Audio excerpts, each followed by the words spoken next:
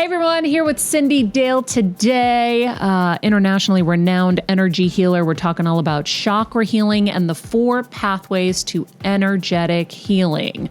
We actually go through it with a patient live here on the show so you can learn how to apply it. Anything to add, Cyndi? No, I mean, honestly, this is how you can evolve your inner healer to help yourself and other people if you feel like doing that too. So cool. Don't forget to hit subscribe. Hello, everybody. Welcome to Better Together. When you know better, you get better. That's what we do here every single day. Our quote for today is, when we unfasten our gifts, we also open our wings and we then embrace the world. That is from Cyndi Dale, our guest today. She's an internationally renowned energy healer. We've had her on the show many, many times, talking all things chakra, all things healing. She has this new book out, Advanced Chakra Healing. It's like... It is a textbook. You can do your step-ups on this. Truly. Like if anybody remembers in like 90s, they had steps and you would do your step-ups. You can do that on here. That's because there are a lot of things to heal in life, friends. And so today we'll be chatting about the 4 pathways to energetic healing and how we can get through all of those to help us with our issues and our ailments. Cyndi has been really wonderful on the show before. We're really excited to have her on here today. In the meantime, if you're watching this on YouTube, let us know in the comments what you are working on healing, and we will try to work on that for future episodes. All right, friends, let's get into this because I feel like we're going to have a lot to cover with Cyndi. So like I said, Cyndi Dale is an internationally renowned energy healer, speaker, and the author of 28 books on energy medicine, intuition, and spirituality. She's worked with over 70,000 clients and presented hundreds of seminars and workshops across more than 14 countries. She also holds a 5th degree Reiki certificate, the highest of distinctions in this healing arena, and teaches a certificate and teaches a certificate level program at Normandale College in Minneapolis. Cyndi, thank you so much for being back with us. Maria, I'm so happy to be here. I can't get that word either, certificate. I have to practice it over and over, and I just got it right. I am dying. Well, maybe that's why I'm like, I've never said it like that before, certificate. But anyhow, it's funny. Kelsey was telling me how she's been using the book for different things. And I said to her, I go, out of nowhere yesterday, I was just thinking about my chakras, and I was kind of trying to find them all again and try to remember. How many do we have again?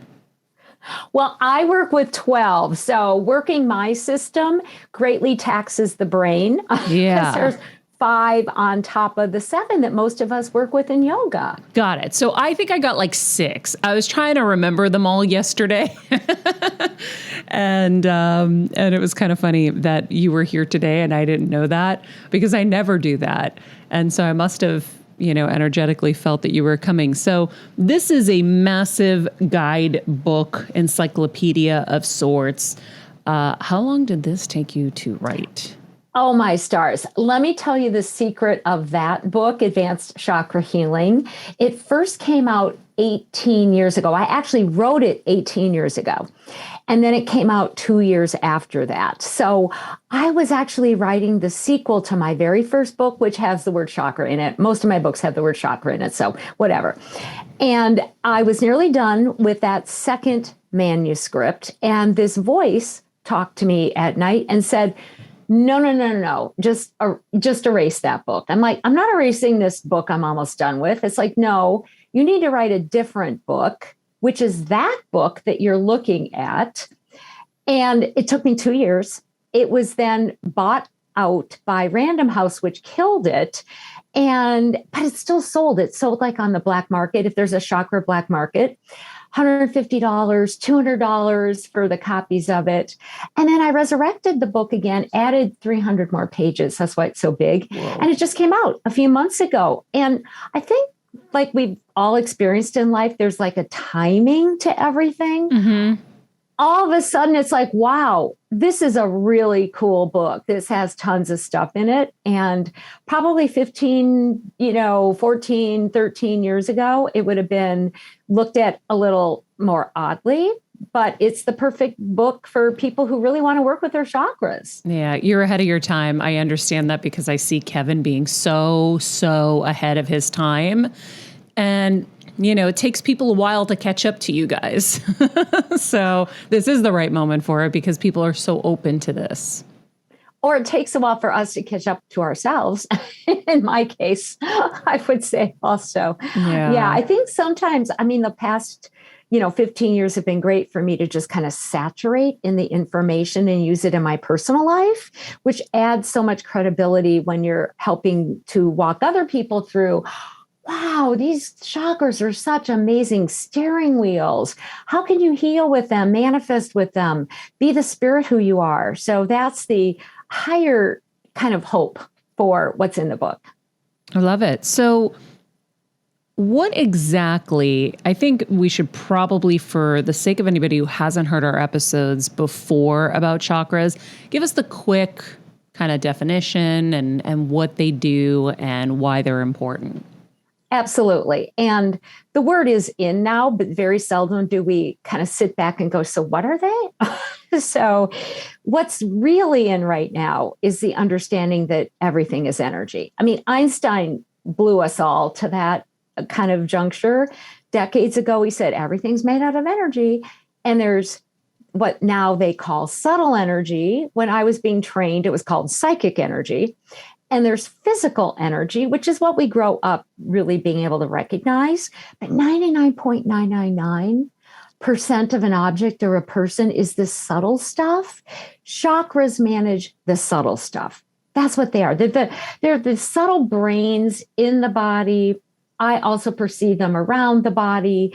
They're like mini computers that store everything we've ever been through, our beliefs, others' beliefs, and they operate kind of like ladders that decide what's going to appear in the knock on wood physical reality or what our feelings are going to be about.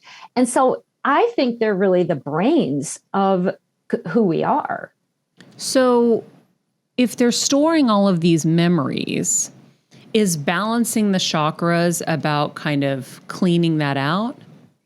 Yes. Yeah. And some people are acquainted, even if they haven't practiced it, with yoga, such as Kundalini yoga. One of the main ideas with working with chakras in a yoga approach is that you're attuning your chakras, but because they hold our trauma, they hold our good stuff and our abilities, but they also hold our trauma. So the practices that we do, whether it's through breathing, through living our lives in a very concerted way, through something like a yoga or qigong or exercise, or, just focus with meditation very briefly, is to clean out the memories that don't really support us, to clean out those energies that don't support us so that we are able to live in a balanced way, Maria. We're supposed to be able to show up as who we are, cleaning out our chakras, kind of toning them, right? Letting them shine is how we want to show up in the world. Because then the world's going to go, oh, I like her. I want to get to know this person or support them on their path. So they're wonderful vehicles for, letting our lives be the way we want them to be. So is it possible to keep your own chakras in place or in balance, or do you need a therapist to help you with that? I think we can do it ourselves. And because we don't maybe know it, but we're the experts on our own chakras already, right? We got them. It's like, well, think of it. They're subtle organs. They're very powerful, but they're not that different than your regular organs, your heart, your liver. So as long as everything's cooking pretty well, you can do your own upkeep once you know they're here. So, we know how to take care of our hearts. So we know we're supposed to, right? Eating healthy, exercising, thinking good thoughts. And once you're aware of your chakras, you can really kind of focus on them for yourself. Sort of like anything, though, if you get out of balance, right? Your heart's not working right. You go to a cardiologist, your chakras, you're kind of going, oh, I can't bring in the money that I need, or I'm not really able to kind of flow in my life. And you don't have quite the capacity to fix the correlated chakras yourself. Go to a therapist, go to somebody who understands chakra, take a yoga class. It's not very hard to learn about the chakras. I love it if people buy that book, but you can just Google chakras for free because there's lots of charts out there that'll tell you the basics and get you going. Yeah, I love that there are resources for us online, but I love the hard copy of the book. I mean, even, I have some procedures coming up and I'm like, I can go into the digital chart. I need to see it printed. I am so the same. I read every night before I go to bed. People always think I read self-help books because of what I do or meditation books. I want to save the world before I go to bed every night. I read detective novels. I read guy books. Wait, detective novels, books. I would think, for me, it would keep me up because I'd want to solve the crime before I went to bed. Well, I read really fast. So if I have to skip the middle, I will. I'm dead. I want the world saved before I go to bed. I feel really functional when, Mitch Rapp or whoever, Jack Reacher, or these sorts of, some people won't know their names, but they're those super cool action figures, right? I raised my boys on Marvel comics also. That's so Ninja funny. Turtles. I think some of us kind of know that that's our, kind of best case scenario. Somebody's doing this for us. So I don't want Kindle. I want the real thing. I want to go, close the book. The world's in a good place. I can sleep. Oh my gosh, that's so funny. I think that reading before bed is the best thing that you can do. I think I need to get more into that habit. The hard thing is my husband wants us to watch TV before we go to bed. So we have a conflict there. Luckily, because of this show, usually I have to do a little homework. And so I can keep that by my bed and that will help me. But that aside, getting back on track, the book is all about the 4 pathways to energetic healing. So I would love for you to walk us through those 4 pathways. I will do that. And, over a decade ago, when I was rewriting the book, it sounds just so splendid, doesn't it? This is what was revealed to me, but it kind of was. I had these dreams in which, Jesus in a kind of in the non-religious way showed up and said, look, people are going to be able to be more proficient at self-healing or helping each other if they have this sense that there's different realities that we exist on at the same time. So those are what the pathways are. Now, science has come along and blown away the number 4. They're like, there's 11 dimensions and there's this and that. But 4 to me is a really great number. I can work with 4. So at one level, we're always existing on what is called the elemental pathway. This isn't challenging. It's what we're in. It's, the world of food, air, clothing, thoughts, feelings. It's the physical realm with the emotions. And when most of us are working on our lives, whether we're undoing our history, redoing our history, kind of trying to make more of ourselves, we're typically working this way. Now, kind of think about it within this every day. There's another level of reality that I was led to call the power pathway. Oh my gosh, I love this layer because on it are forces. And every so often you read somebody kind of pulling off a miracle or making something big happen quickly. That's sort of what this power pathway is about.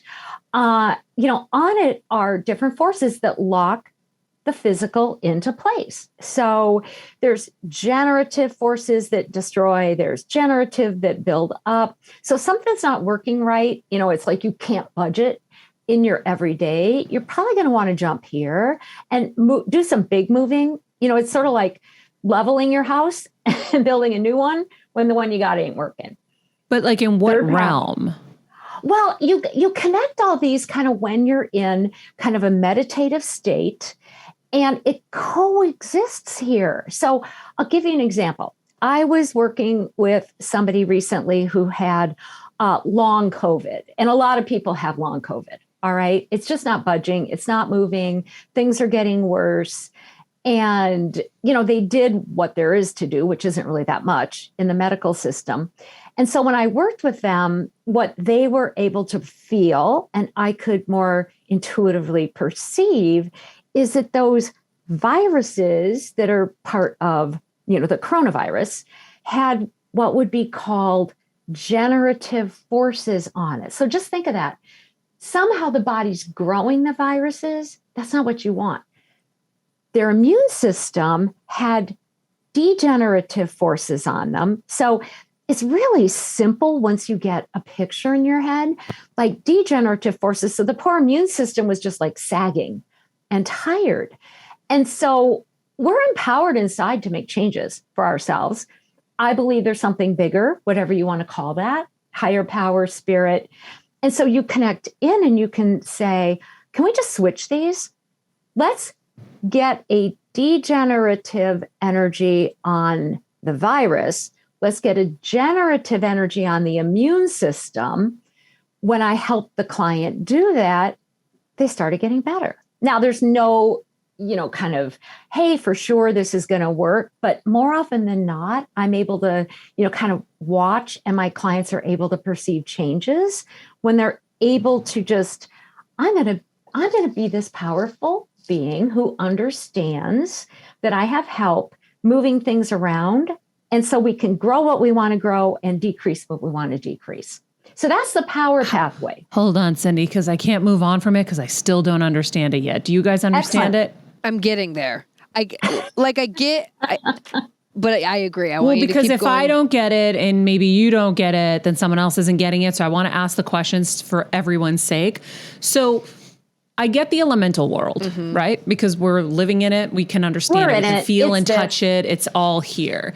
But the power world, when you say that we are powerful beings that know that we can put degenerative energy towards something we don't want, whether it's Kelsey's stomach issues, the tumor in my head, or long COVID, and then generative energy into other things. How does that actually happen? What are you actually doing?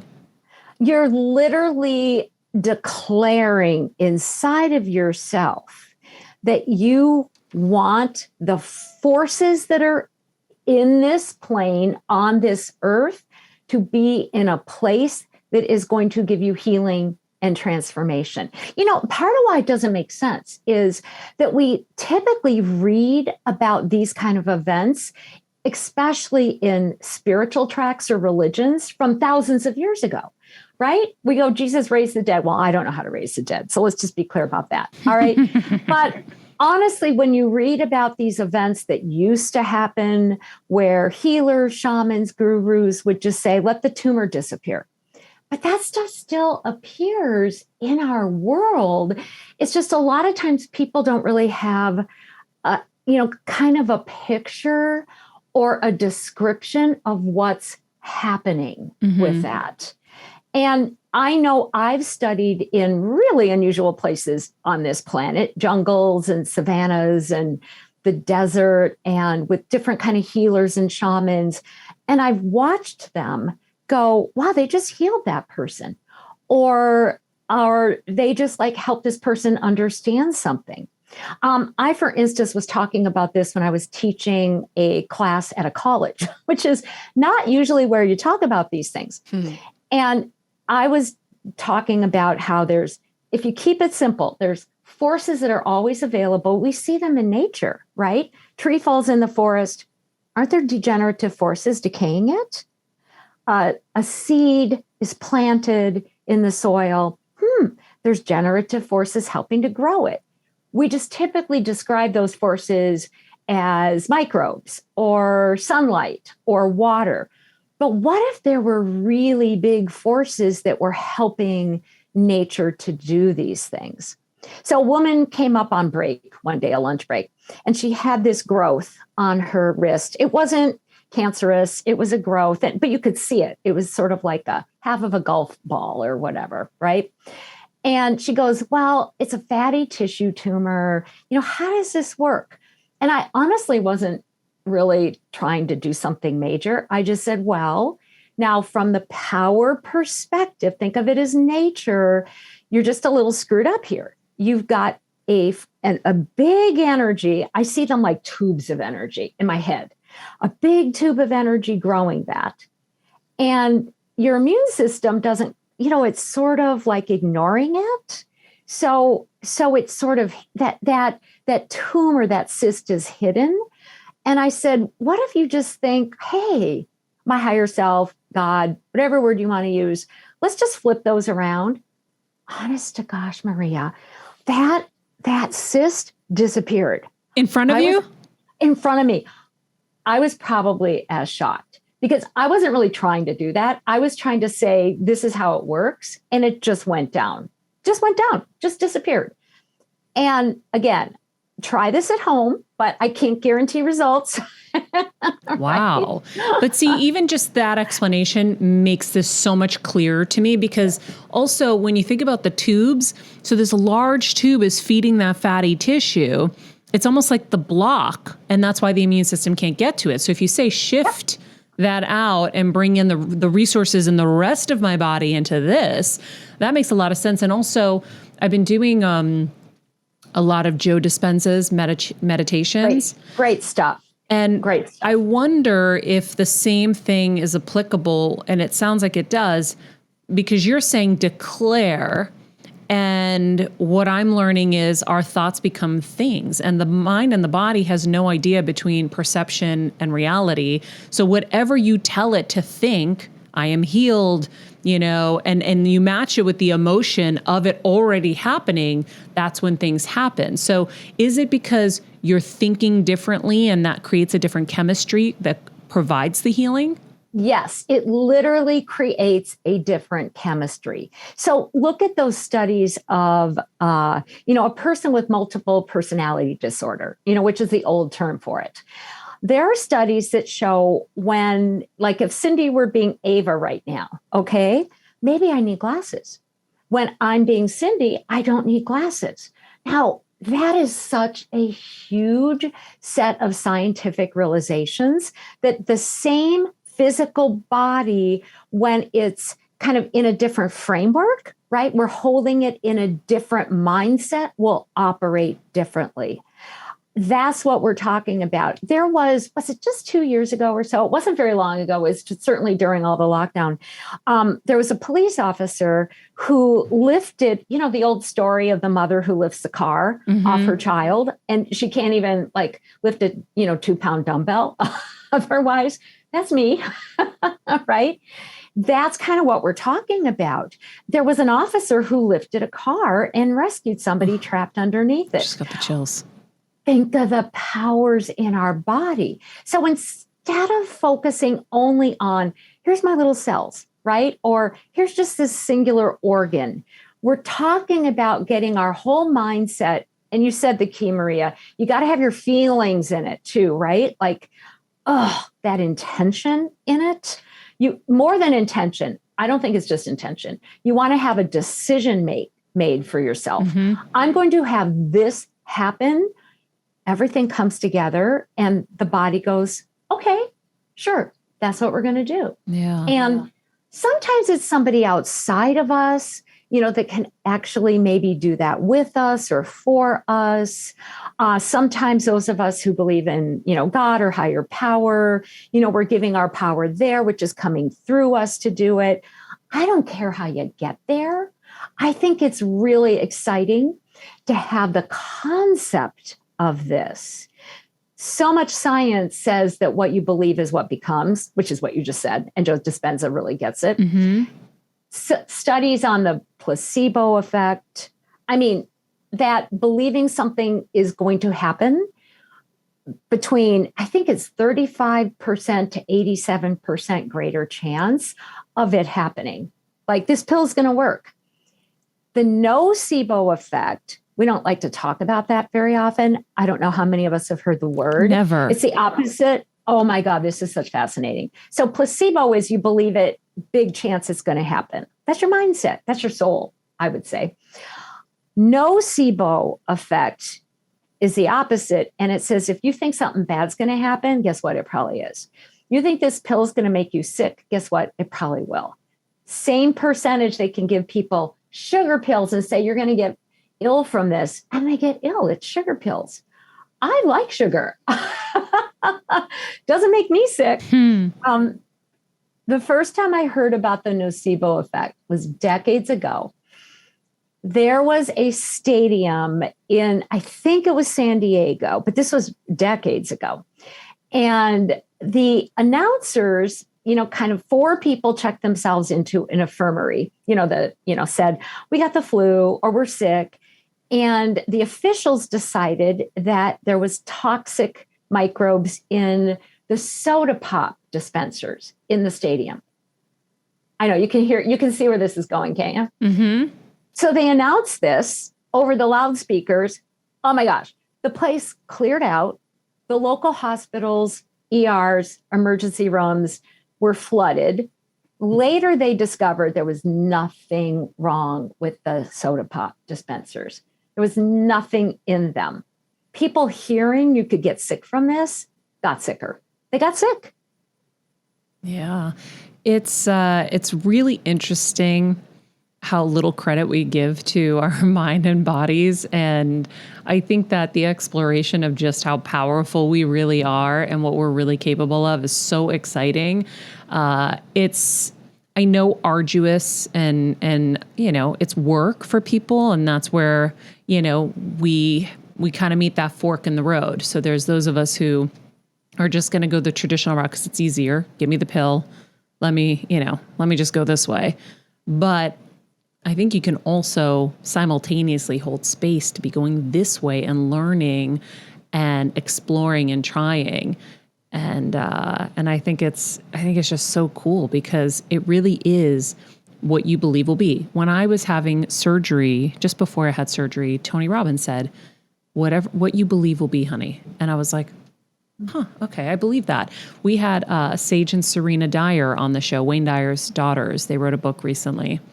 And was it Serena? I think it was Serena that had some condition.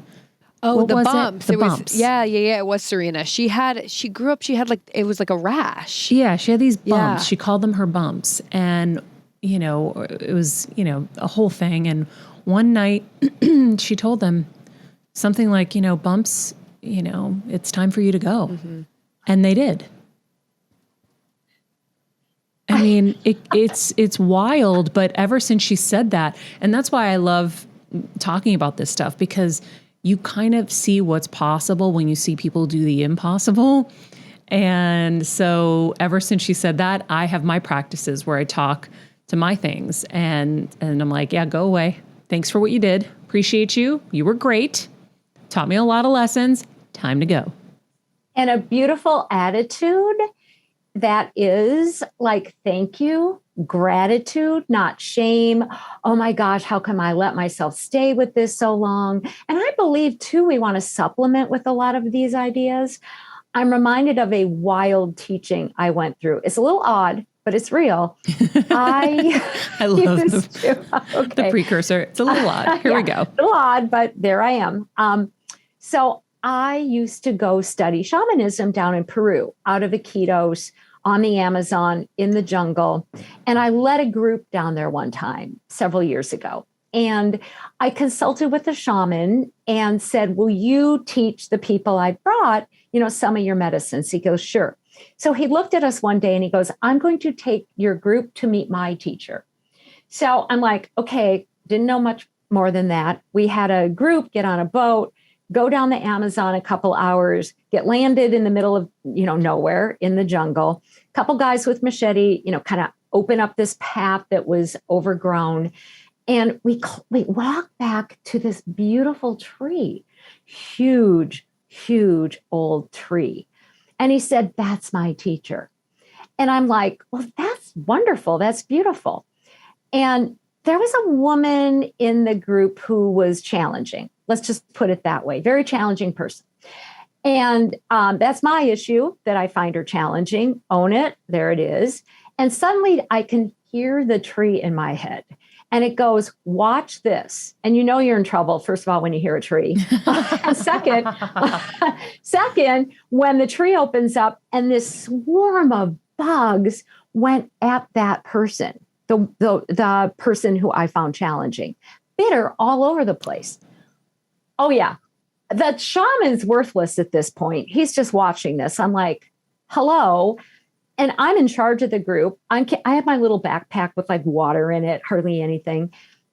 And I hear the tree say, well, help her. I'm like, I didn't bite her. I mean, my very human part is going, what am I supposed to do? And this is where I really came to believe that power pathway is really real. It just said, like, give her this. And I saw in my head, like that big tube of energy, beautiful tube of energy, kind of coming forth, if you would. And it just said, put this on her. Well, I'm like, I don't, it's awkward. So I opened up my pack and I took out my Carmex. Now, we all know what Carmex looks like, right? Little white jar, yellow cover. And I thought, well, I guess I'm just going to put this energy in the Carmex and put it on her. But if she sees the yellow cover, she's going to know this is just Carmex. There's nothing magic about Cyndi's Carmex. So I hid the cover, took the goop, the balm, spread it on her body, and I could kind of feel that beautiful force going in it. Now, I'm not a special person. It was like what was provided through nature, that was this healing force. Spread it on her, and all the welts disappeared. I know. So I was taught a lesson that was like, what we need is here on this planet. Maybe we just can't perceive it or see it. So be open to it, be open to be a vehicle for it and to allow it to stir to help ourselves and other people too. Wow. Kelsey. Can't beat that karmic I story, love right? that. I think that's so cool. That's so wild. So was she less challenging after? She was actually. So when you said this is my thing, are you saying that you have difficulty with challenging people? Like that's one of your triggers? Yeah, when people are really not nice. Yeah. Well, I think that's kind of everybody's trigger. When they're not nice to other people, I'm just so over that, right? Yeah. I don't need to be around that. And so it was sort of like, who knew what that was about in her? But whatever the tree did took care of a lot of issues at the same time. Wow. Oh my God, that's my worst nightmare. I hate bugs. Ooh! Well, anything that stings, I don't like. Yeah, the mean bugs. The mean ones, yeah. Okay, so I understand power. I understand elemental. Then there's imaginal. Yes. So this is the pathway that is typically worked by mystics and shamans. All right. So now we're even a little more out of our everyday environment. And in the studying of mysticism, shamanism, in every culture, this is not restricted to indigenous cultures, though a lot of indigenous cultures still keep these traditions alive. On the imaginal pathway, you're working with other worlds, other realms. What science is proving is certainly probably true. This reality, other realities, the 11 known dimensions. Like the quantum space? Yeah, it's the quantum space. It's total quantum. Yeah. And when you're working in the quantum, you're often working with soul. And you're working in what the quantum physicists call the idea of many realities. Like here's Cyndi, and maybe there's a parallel Cyndi who doesn't have a particular problem that this here and now on Better Together Cyndi has. So we can flip this. Now we're not just getting rid of our problems so that another part of us has them, right? It's such a really interesting time in science because we're really showing that there's all these different realities and you can move energy between them. And that's how shamans for thousands of years have actually been working. they've been saying, let's get rid of this negative energy and put a positive one in place. That's essentially what the imaginal realm is about. So you're borrowing from your other selves? Pretty much that's what we're doing. Yep. So in quantum physics, and this is even regular physics, nothing's ever wasted and nothing disappears. So if I step forward, I have other realities, that sort of, at least for a moment, kind of pop into existence, and then they just sort of stay away from who I am. The Cyndi that moved to the left, or the Cyndi who moved to the right instead of the one who went forward.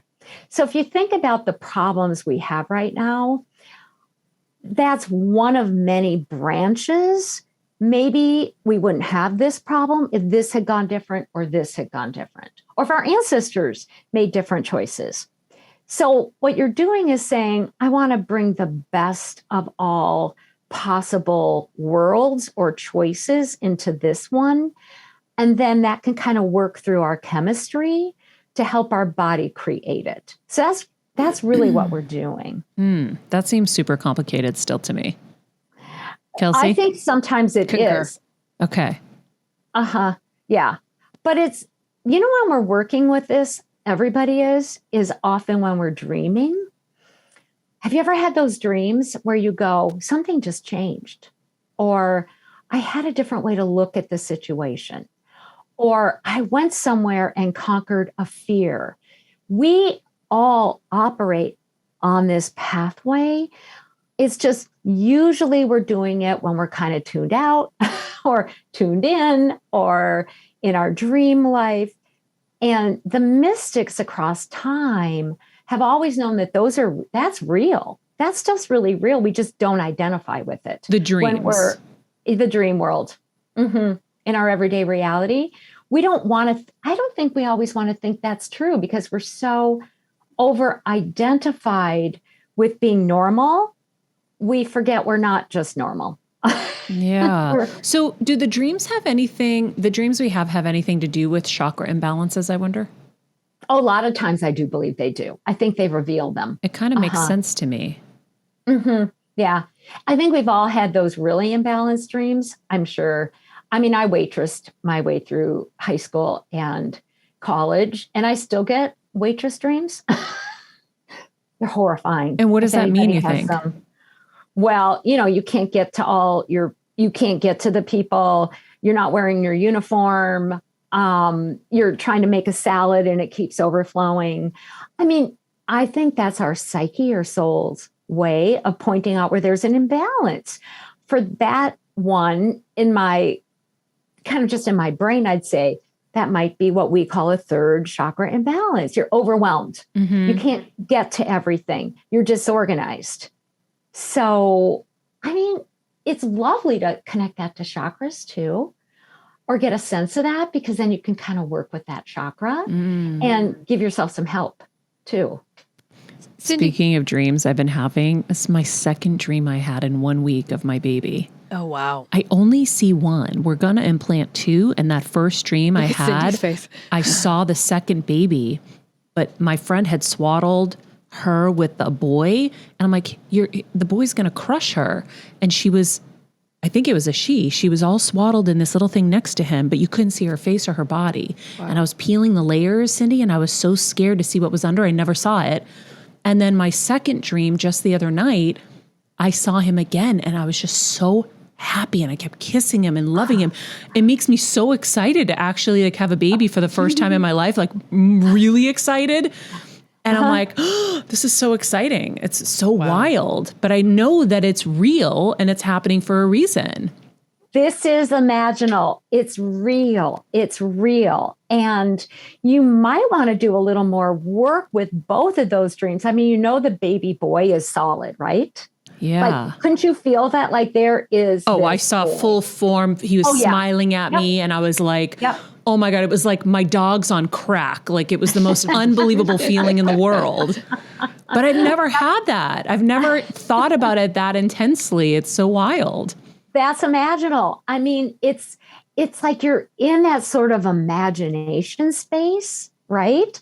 But you know it's real. The shamans call those lucid dreams where they're real. They're not made up. It's not like the psychological dreams where you're just like looking for your car in the parking lot and you can't find it because whatever, you really did lose your keys in real life and you better go look for them.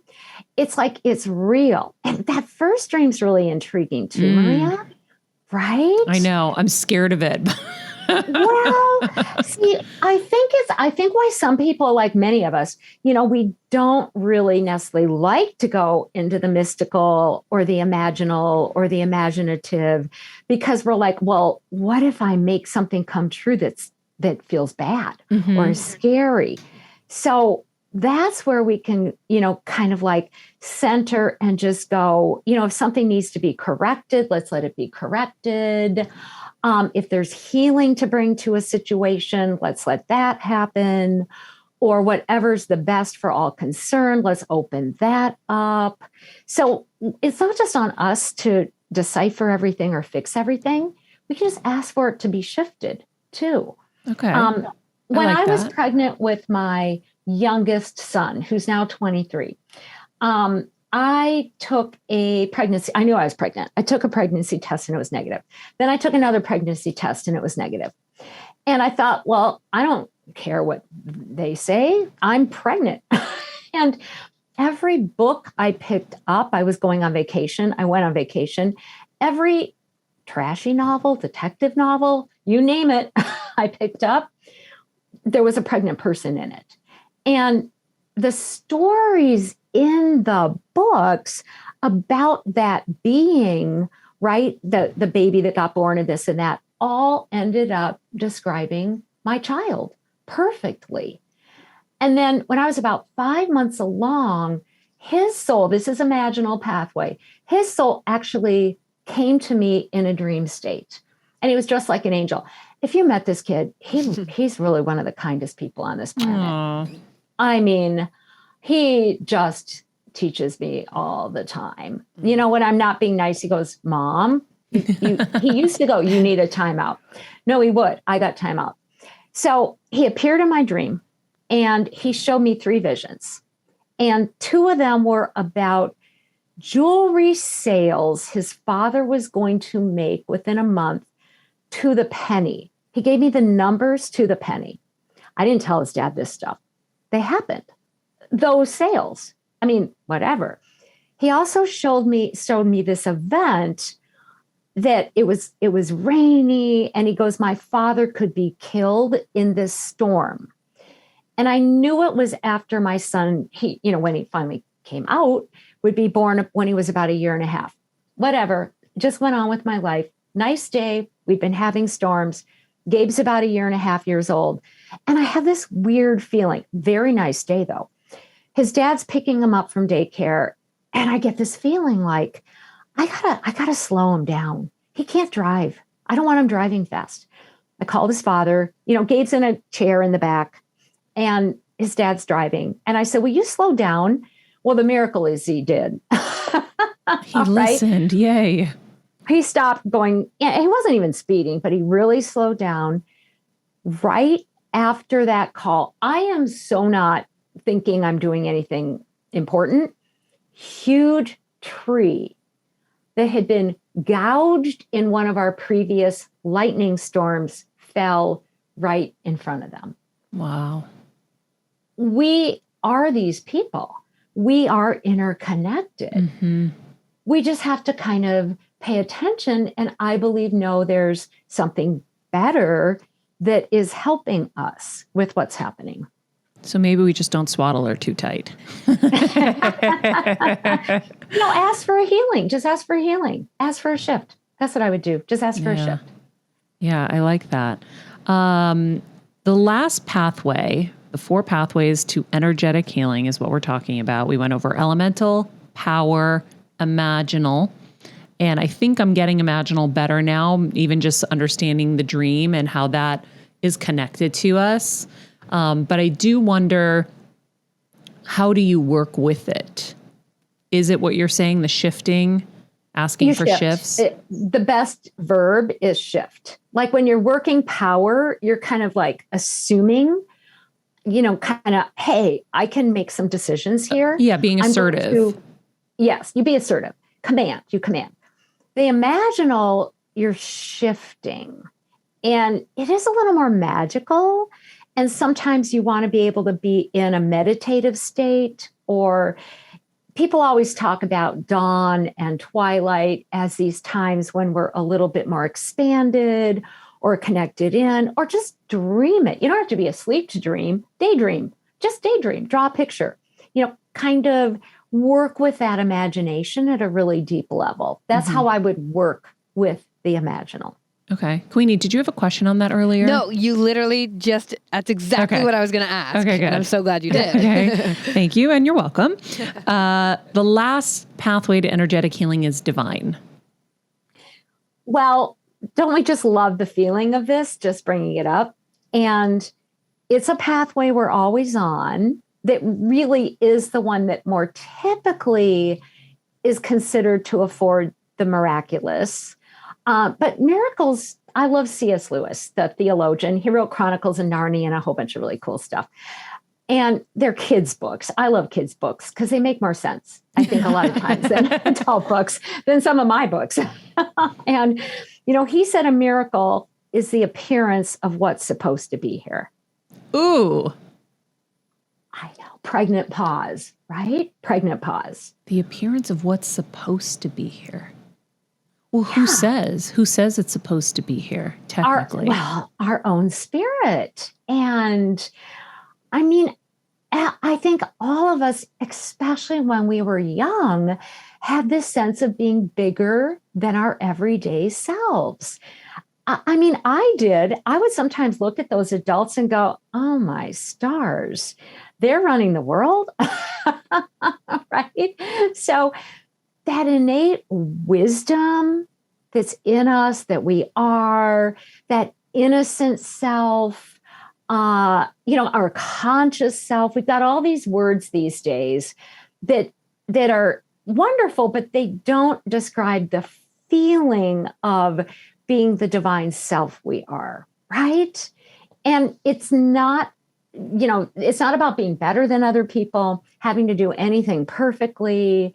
It's that spark we are inside. Like, I love the title of your show, Better Together. We're always better together. Mm-hmm. And our spirits, like your essence, my essence, Kelsey's essence, our essences, Kevin's essence, those are the parts of us that know we're already linked, and we're hooked into something even bigger and better that wants the best for us. And so when we're doing Divine Pathway, and there's techniques, prayer. I don't care if you're religious. It makes no difference what you believe in, right? You can believe in a toaster in the sky. The 12 steps get that right, because they're like, just believe in something bigger that's good. That's it. No brain cells really required on that one. But it's coming from that place of faith in biggerness. Like, hey, I'm a good being. I believe in love. Like, I think there is love. I think that whatever is loving, kind of would want something even better to appear for me. And once we start to move into that little bit of knowing, it grows, and things just sort of really do sort of transform for us. I'll tell you the brain freeze on this one is that I believe things will shift into what's supposed to be here. Like, sometimes I've known, like, my son really struggled last year in baseball. He had COVID in his back. Oh my gosh, it was horrible. He's a pitcher. You can't pitch if your back freezes up. Horrible time. Horrible. I mean, horrible for me because I was completely powerless too. And it was just about, let's just, go deeper. And he looks back on those horrible months. Let's not pretend they were, lovely. Now he's going, Mom, I learned so much through that. I think it was supposed to happen because I wouldn't really necessarily be ready to keep becoming a better pitcher unless I had to look at all the junk still in me. Now, so what unfolded felt right to him looking back. Sometimes what we're going through doesn't feel right? right? It's like, I don't think I'm supposed to have this, or this isn't quite right. Maybe I inherited this from my ancestors or my parents, or I'm not getting the right perception. I don't feel like things are supposed to be this hard. I hear that from people all the time. Trust that sense. Because the divine pathway is about being able to just settle in and go, whatever's here, even if it's uncomfortable, is probably meeting a need or a perceived way of meeting a need, whether it be pleasing me or pleasing my parents or someone else. I'm willing, it's really willingness. I'm willing to let this thing shift so that I meet this need in a way that's easier for myself. That's the clue on that pathway. I like that. So it's like Que Sera. That's like It the is. Jimmy Stewart It movie is. I love so much, where she sings, was it I love Donna that song Reed? too. Was it Donna Yes. Reed that sang Que Sera? Whatever will I be, don't will remember. be. But then, I could sing it. yeah, I think it might have been her. No, Donna Reed was Hey, It's a Sera, Wonderful Life. Sera. I can't remember, but it's also, what's meant to be will be, and So let it become. Let it become. and it's interesting because, you're a healer, so you probably went right in with all your tools and techniques and healings, and nothing's working, but that's because he was supposed to go through that. Like, we're not supposed to necessarily be able to fix everything. Sometimes you have to go through things to get to the other side, because they're going to teach you, which is why I love the tool from Tony Robbins, life is happening for you, not to you.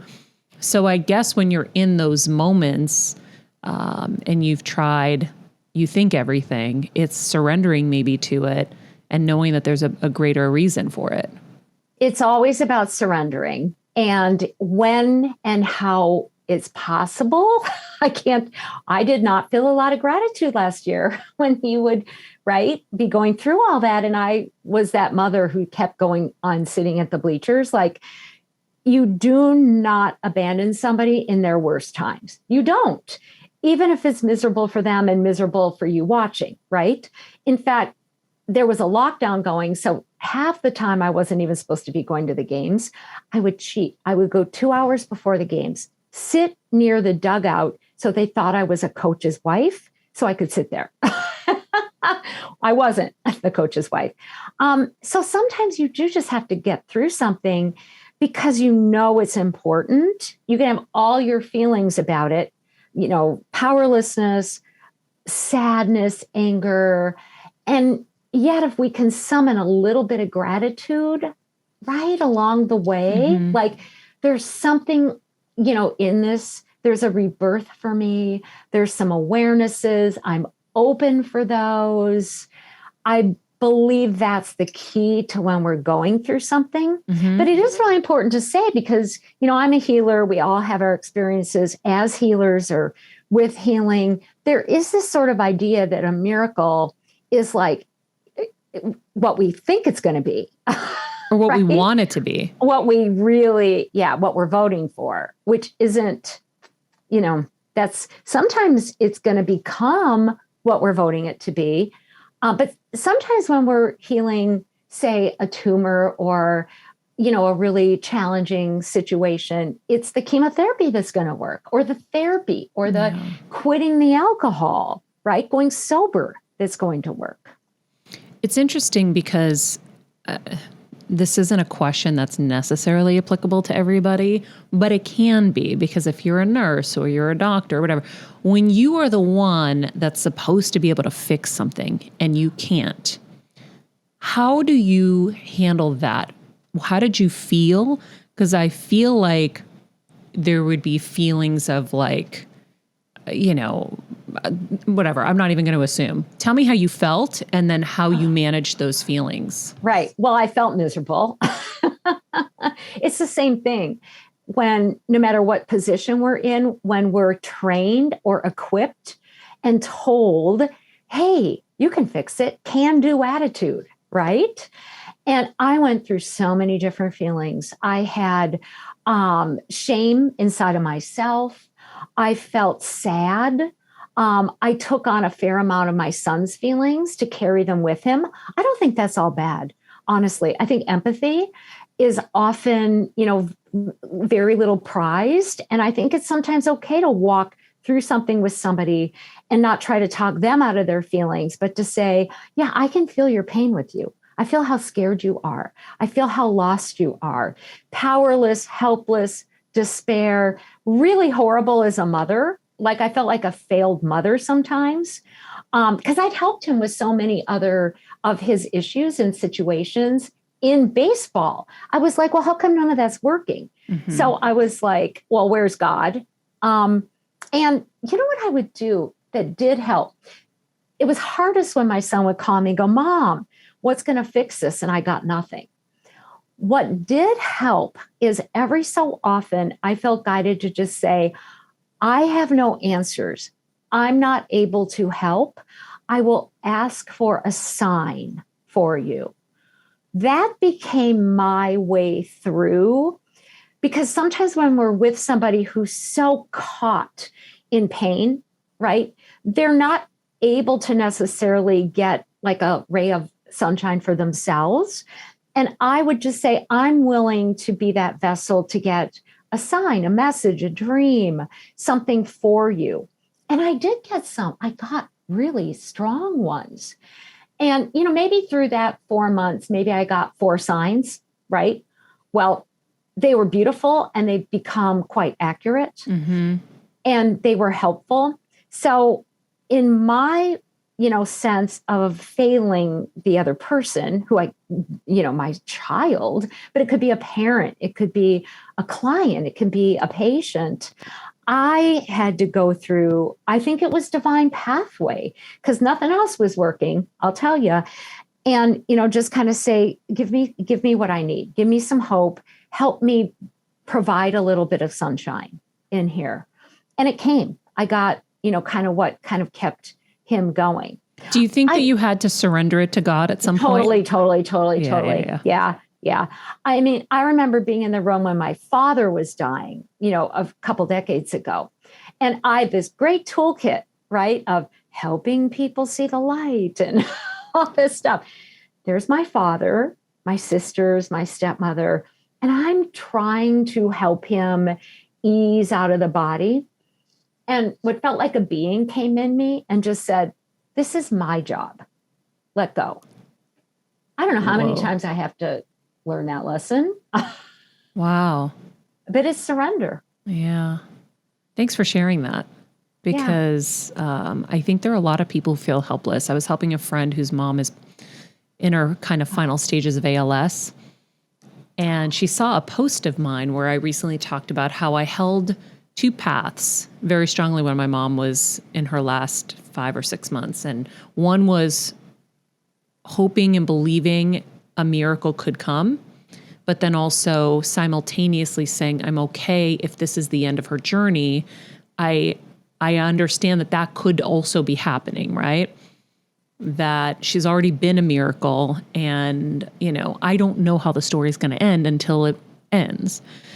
And so I remember probably even telling you, Kelsey, at the time, like I might be setting myself up for the greatest fall ever by doing this, being so hopeful that she could continue to be a miracle. And I look back now, I mean, we're approaching a year, May 2nd, and I know that helped me go through it so much better. I think it probably helped her go through it so much better because she also had hope. And I think that it was the best way to go through it. So my friend was like, how do you have hope when you're watching them suffer? And I look back and I never really saw my mom suffering. I was there tending to her every need, making sure she wasn't, but I never looked at her like she was dying. I was living in that present moment so intensely. I was super sad and tired. I mean, exhausted, cooked emotionally. Like there was so much. But I never looked at her like that. I look back now and I say, oh my God, I can't believe what she went through. I can't believe what we went through. But in the time I didn't. And I said, the only advice I could say is, you thought her journey was going to be over 2.5 years ago. she's defied all the odds already. Let's be grateful for the extra time your kids got with her and the special moments all of you got to have. I said, and there's going to be so much work so many lessons you can take on into your work as a therapist, as a physical therapist with other families who are going through this. But I think it's hard where you're in those moments and your mindset is, this is her life now. This sucks. And listen, like I said, I understand. I've been in those moments too. But I do feel like connecting to the divine and staying in that kind of positive, how do I make every day as amazing as it can be moment, is a great way to be. It's the way to live. And you know what pops in my head as you're talking? Thank you for speaking to that, is the word bridging. That maybe the miracles are really the bridging, right? We just don't know, kind of where the bridge is going to end, but it's always going to be in a place of goodness. My mom died a couple years ago, and she had a DNR, a do not resuscitate. And there was an unfolding where when she was in the hospital, the doctor called me the next morning, since she had gone in and said she's had a heart attack. Do you want me to put her on life support? And you know what? I quickly just opened up and I thought, she's supposed to go on life support. I felt so horrible because I was disobeying her marching orders. But that bit of like where her spirit could still bridge to mine, I just said, we have to put her on that. But you could tell the difference between your feeling as a daughter and what she wanted. Yes, exactly. I knew I had to put her on the life support. And I had members of my family kind of mad at me. And I thought, no, this is just what's needing to happen. And she lived, if you would, 5 more days, had a very peaceful ending. I was in the room with my oldest son. When we took her off the life support after my sisters and my oldest son arrived in town and other relatives, we had a ceremony. My mother woke up completely cognizant. She saw my sister she'd only seen like once in 10 years, and they hugged. Oh my God. Oh, oof. I know. And that was the miracle. And then she slipped back, and we kept her, calm. And when she slipped away, I was in the room with my oldest son. Like I said, she just smiled and was gone. And she was gone. That is divine. Of course, she still died. And I didn't do exactly the right thing, but I did the holy. You know what I mean? She's communicating with you because she sees what's possible that she didn't know in her other state. She didn't know that she could have that moment with your sister till she was on the other side. Because what they're doing is they're crossing back and forth in those last days. Wow, that's so cool. The bridging. Woo. And that's what we do in our everyday lives. We're just not so aware of it. Mm-hmm. We don't just tune out and not be present, but there's this bridging on this so-called pathway where I think what is about heaven is constantly coming into us, and what we don't need that isn't about, some kind of a beautiful state is passing out of us. I think that's happening all the time. And, it's just that, I have a laundry list. I have laundry like everyone else. We're just not tuned into it most of the time. Wow. It's so cool. I know that there was potentially an opportunity, and I don't know if you still have time for this and how long it takes, to do an example of this pathway work with maybe Kelsey. Yeah, is that possible? I'd love to. How long does that take, you think? Hi, Cyndi. How much time do we have? Do we have 5 minutes? Yeah, we definitely do. Let's do 5 minutes. Okay, so everybody, Cyndi's going to give an example of how to approach these 4 pathways to energy healing. We're going to work on Kelsey's stomach, or you can choose what you want to work on. Stomach's great. There you go. Yep. So we've talked about Kelsey's stomach. It's become its own sort of thing, hasn't it, Kelsey? On one of our different shows too. Oh yeah. All right.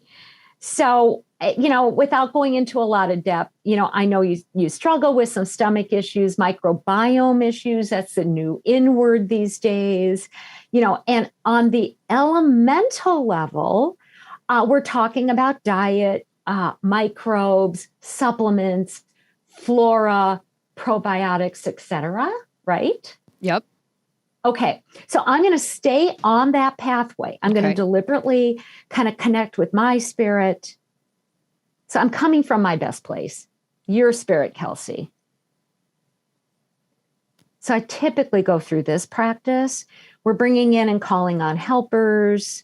Maria's included in there, but Maria, you're not on to do this. You're just, your spirit is helping.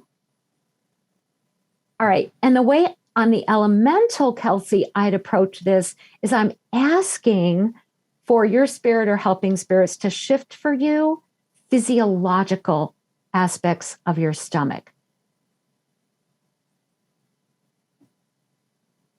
All right, what do you sense or what do you feel, if anything, right now? I kind of got a little it was almost like my breath got deeper. Like I just went, I don't know what that means, but that's the only thing I really noticed. And I don't know why, but I kept hearing supplements in my head. Oh, weird. Yep, because that's the key on that for Kelsey. And I know you're on some, I would guess you're on some, but that's what you get when you're kind of in your flow and you're doing elemental. You'll get really practical. And for you, Kelsey, one of the practical ways to respond to that stomach stuff, deep breathing, diaphragm. Yeah. Because there's fear. Elemental also has to do with emotions. There's just deep fear inside of here. So breathing deeper, and I believe your guidance will help you breathe deeper. We'll work through and move through those fears too. All right. So, and you're probably supposed to trust the things you hear and feel. Yes. So if I, by proxy, keep hearing supplements, and I feel like it was a negative supplement, it probably means you need to examine your supplements and see maybe there's something in there that's not working. Well, funny because I'm on very, very little now because my doctor is great. And we always talked about how I was on too many to begin with. And people and I believed anyone who told me anything. So I took 405 supplements. Everybody goes through that. Because I was like, I just want to fix it. I was so desperate and so much pain. And so it's funny you said it because I think I think now I'm finally at a place where I'm taking very little and it's a good place with my supplements. But I'll always teeter with if someone says, you should do this, it'll fix everything. I'm like, should I? And then Dr. B will be like, no. So that's funny you say that. Yeah. So supplements are important and just make sure your body has a feeling of goodness when you choose one to take too. So it'll is there either a send your practice? Energy down. Oh yeah. Is there a practice, Cyndi, like maybe you take one at a time and you feel how each one of them feels and you can use your own kind of kinesiology in a sense? Ooh. Totally. That's what it is. It's a form of kinesiology, letting your body give you, kind of a response. You can even hold a supplement like one and get a sense if your body's energy seems to go down, like it makes you depressed or low feeling. Interesting. Or if it gives you an upward feeling, that's another way to do it. Supplements, impact each other. So I'm a real believer, the fewer the better. Personally, I only take like 2 myself, right? So if you're going to maybe look at adding one, go recheck the others to see if they should stay or not also. I think that's, I don't know any of this stuff. I just felt like it would be like a kinesiology that you would just test each one now. Since you're on so few, test them. Right. Well, and Dr. Laura taught us full body yes. So it's exactly what you guys are saying, like holding that supplement and feeling what am I getting a full body yes? Yeah, but what I would do, so you don't have any kind of interference or whatever, like a true experiment, is put all 4 on the table, mix them around and just take one by one and feel it so you don't know which one is which. Oh, interesting. Yeah. I like that. That's brilliant. I love that. Thank you. You got to sneak it. You get sneaky. Yeah. Sneaky. Trick yourself. Oh, I like that. All right. So power pathways, really pretty simple because we don't have to get our brains involved. We think we do. This is where there's generative and degenerative forces. We're going to do this all right. I love cheating. I like things, to just have bigger help, make things happen quick. All right. So here's what we're going to do. Whatever guidance that's present, that's positive with you, I'm asking them to shift the forces to where they're supposed to be. Generative where they're supposed to be, degenerative where they're supposed to be, and some just disappear altogether.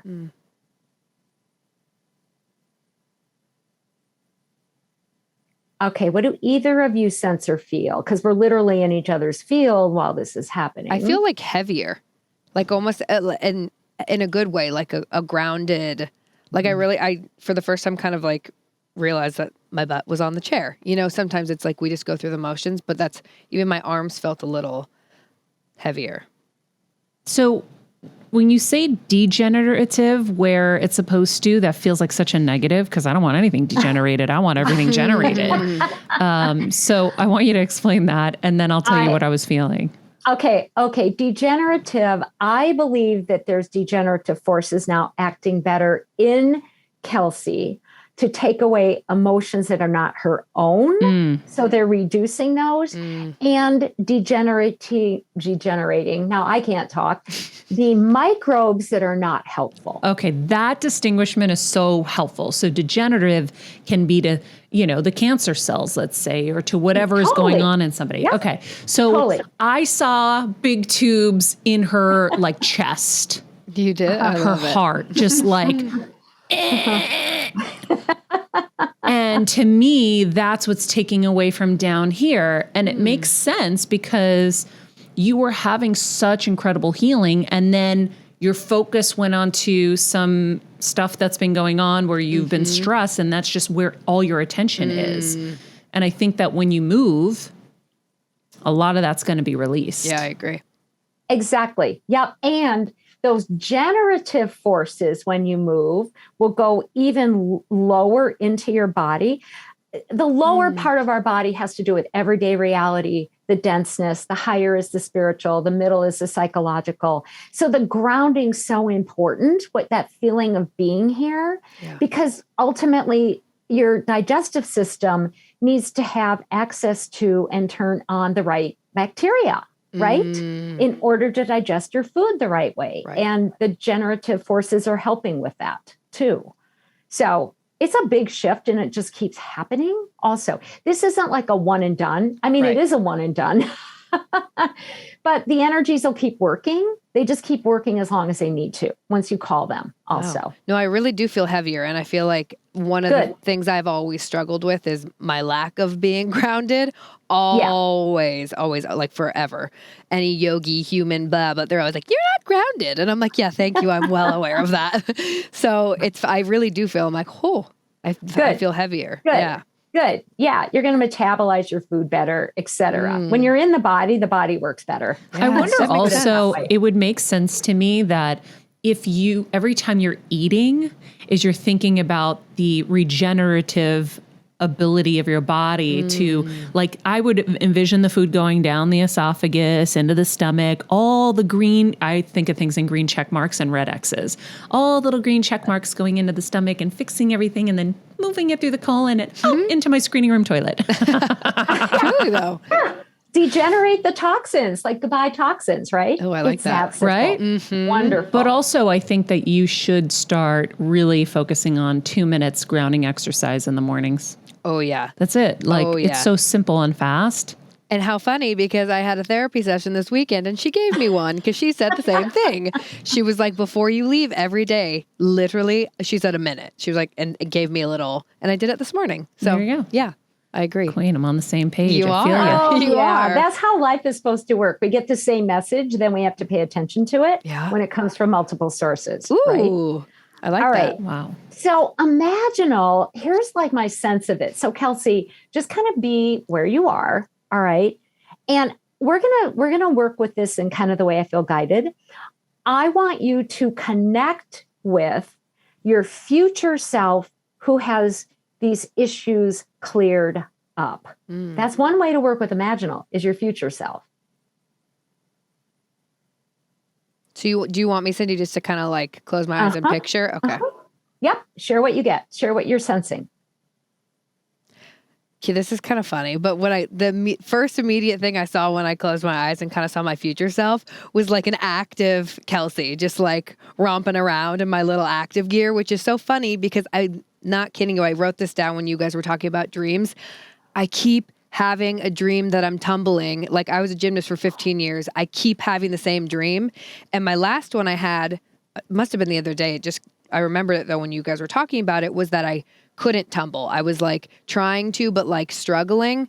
But I feel like I have like so much, and Maria, we've talked about this, like excess energy in me that I need to move out of me. So anyways, that's what I saw when I kind of closed my eyes and saw future Kelsey. It was like, she was like active, just romping around. So this time doesn't really exist in quantum physics, past, present, future, whatever. So I want you to just sense that future self moving into now, into your full body.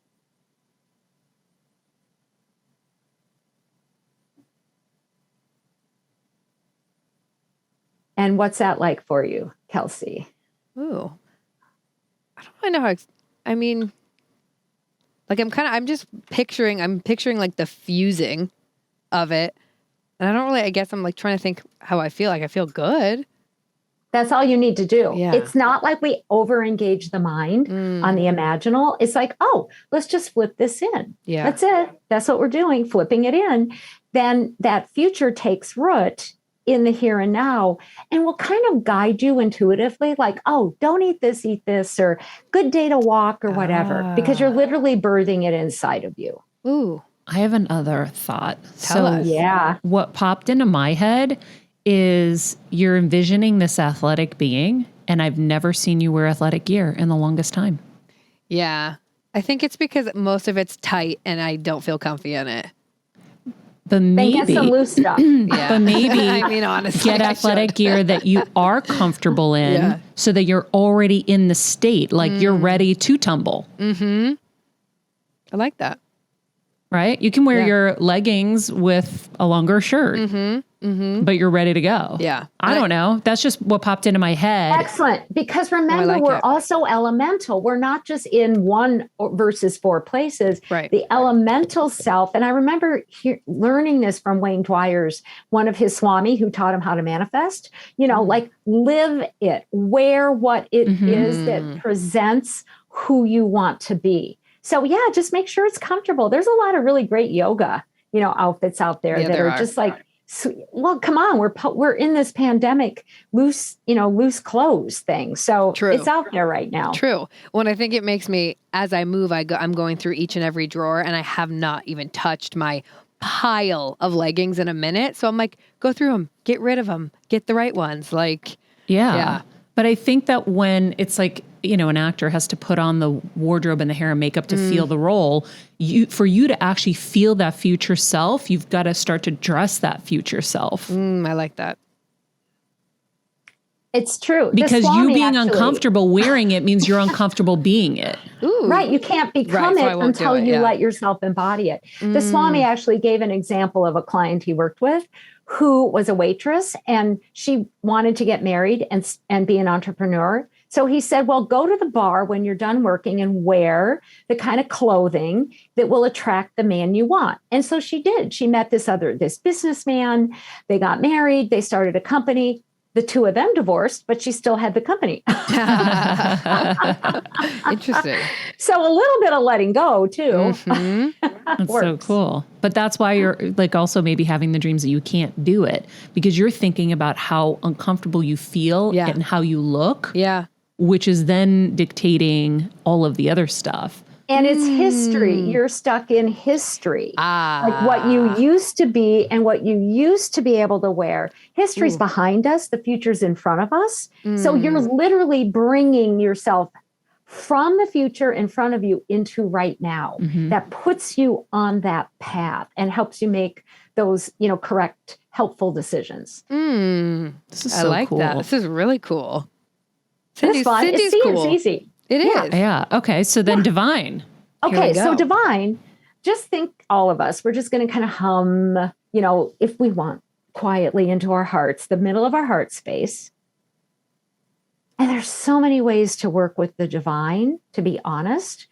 What I think would be the best here is ask whatever, Kelsey, you would call angels, whatever your term is for, the beings who deliver to you what is best for who you are. Ask them to just give you what you need. So if there's a different way for your stomach to be that meets whatever need, kind of having an uncomfortable stomach is meeting, that new way starts to open up.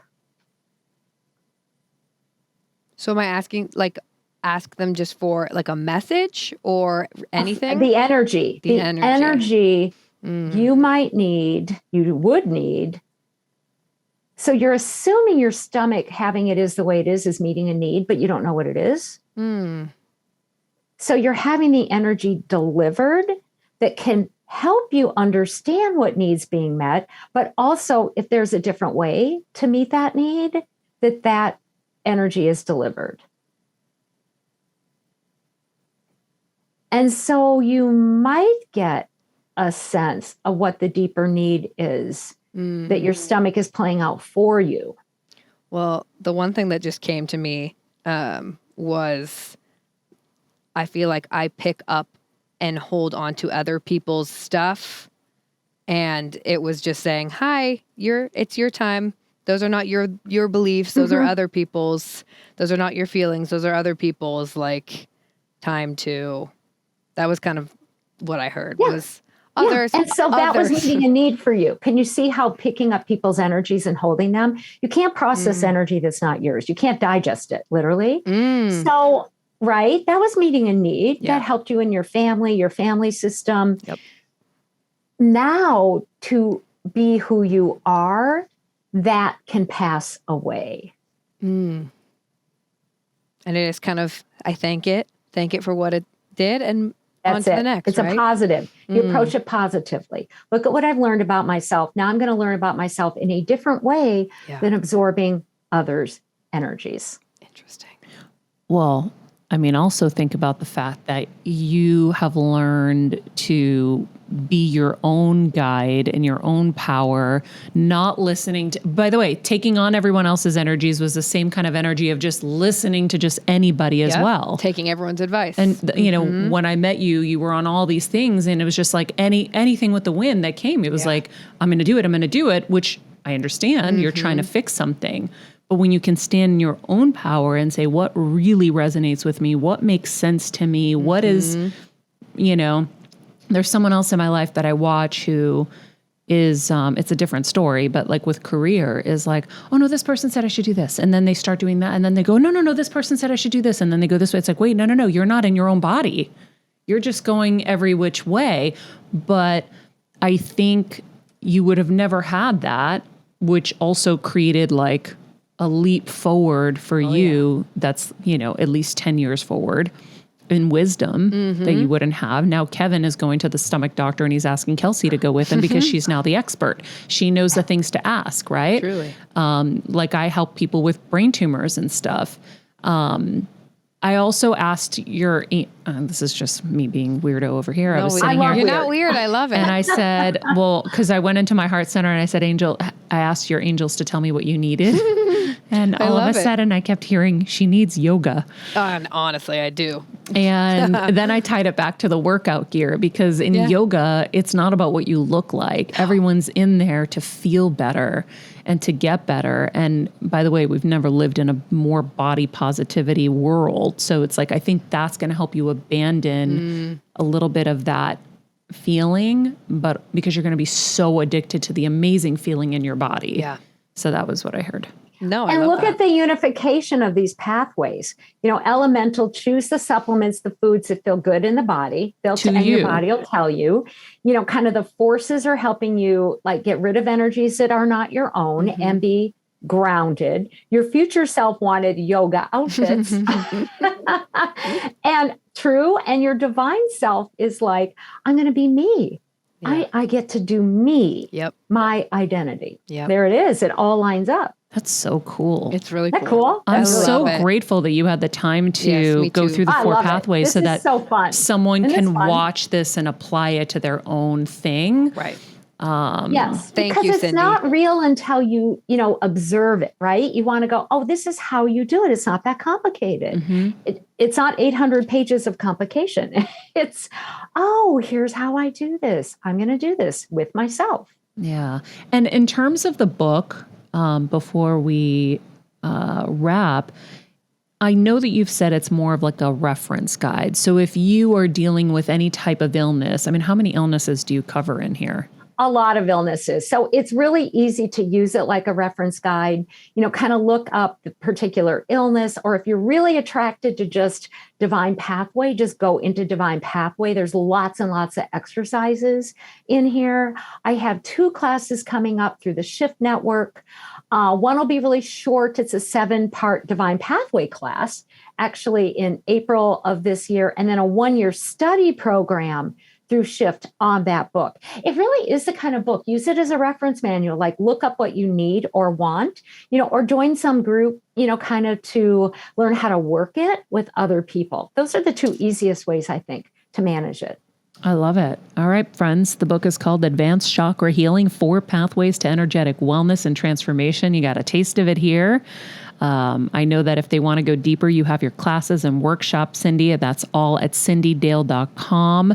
That's Cyndi with a Y, then an I, everyone. We'll put that in the summary of this episode. In the meantime, thank you. This was so wonderful. Thank you, Cyndi. Thank you both. Keep feeling better. Better together. We are better together. That's right. All right, queens, that was amazing. I love Cyndi so much. I'm so glad that we were able to really get to the nitty gritty, because I wasn't understanding some stuff. And now that I understand it, it's so much more exciting.